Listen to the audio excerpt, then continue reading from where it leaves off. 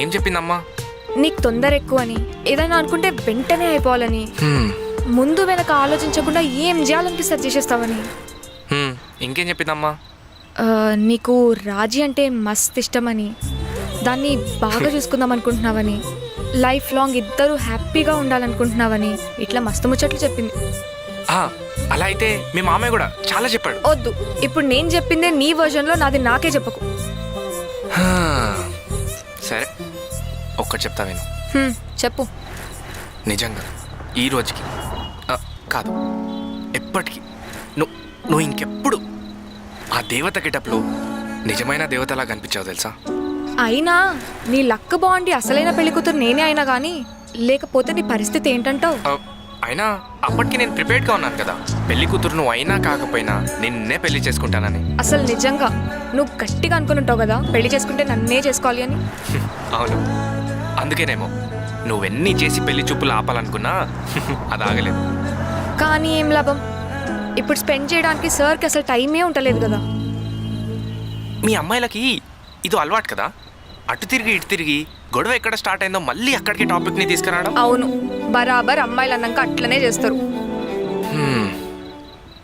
సరే, ఇప్పుడు నేనేం చేయాలి చెప్పు. నేనేం చెప్పినా చేస్తావా? చేస్తా. అయితే రా నాతోని. ఎక్కడికి? ఉన్నట్టుండి ఏంటి సడన్గా? సడన్ ఏముంది, నువ్వే ఆ రోజు అన్నావు కదా ఇద్దరం కలిసి ట్రావెల్ చేసి ఒకరినొకరం అర్థం చేసుకున్నాకే పెళ్లి చేసుకుందామని. అవును, కానీ దానికి ఇంకా చాలా టైం ఉంది కదా. అవునా? అయితే నా ఇంటి పేరుతో కలిపి నా పూర్తి పేరేంటో చెప్పు. నీ పేరు రాజేశ్వరి, ఇంటి పేరు అది కనకం. గుర్తొచ్చింది, కనకం రాజేశ్వరి. సరే, పోనీ నా ఫేవరెట్ కలర్ ఏందో చెప్పు. బ్లూ. కాదు. బ్లాక్. ఎల్లో. అస్సలు కాదు. గర్ల్స్ ఫేవరెట్ కలర్ పింకా? ఇంకెందుకు, ఉన్న కలర్లన్నీ చెప్పు, ఓ పని అయిపోతుంది. సరే, నువ్వే చెప్పేంటో. వైట్. అబ్బా, నువ్వు నన్ను ఆపకపోతే నేను నెక్స్ట్ అదే చెప్పేవాడిని. వైట్ రాజీ, వైట్. కానీ చూసినవా, ఇట్లాంటి చిన్న విషయాలలోనే నా పైన క్లారిటీ లేదు. అండ్ ఉన్న పళ్ళంగా నీ గురించి నన్ను ఏమడిగినా నేను ఏం చెప్పలేను, బికాజ్ నాకు నీ గురించి ఏం సరిగ్గా తెలీదు. కాబట్టి ఒకరి గురించి ఒకరు తెలుసుకుందామంటావు, అంతేనా?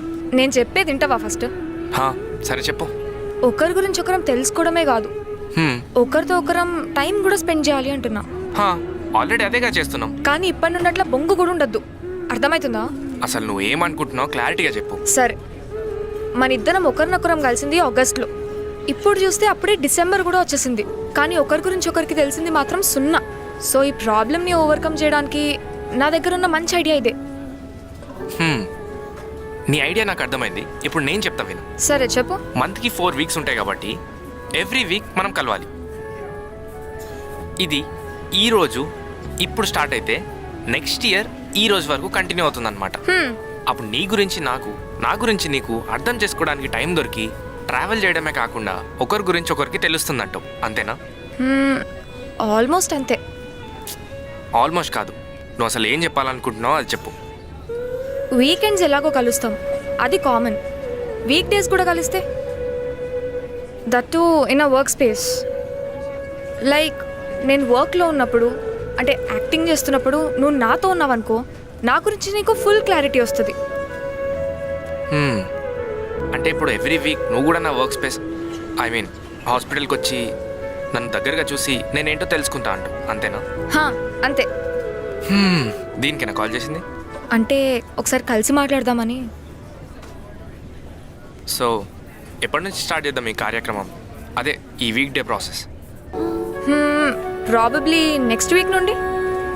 బాబా నువ్వు మస్తు క్లారిటీతో ఉన్నట్టున్నావుగా. బాగుంది ఐడియా. బాగానే ఉంది, చూడాలి నెక్స్ట్ వీక్ నుండి ఏమవుతుందో ఏమో. చూద్దాం.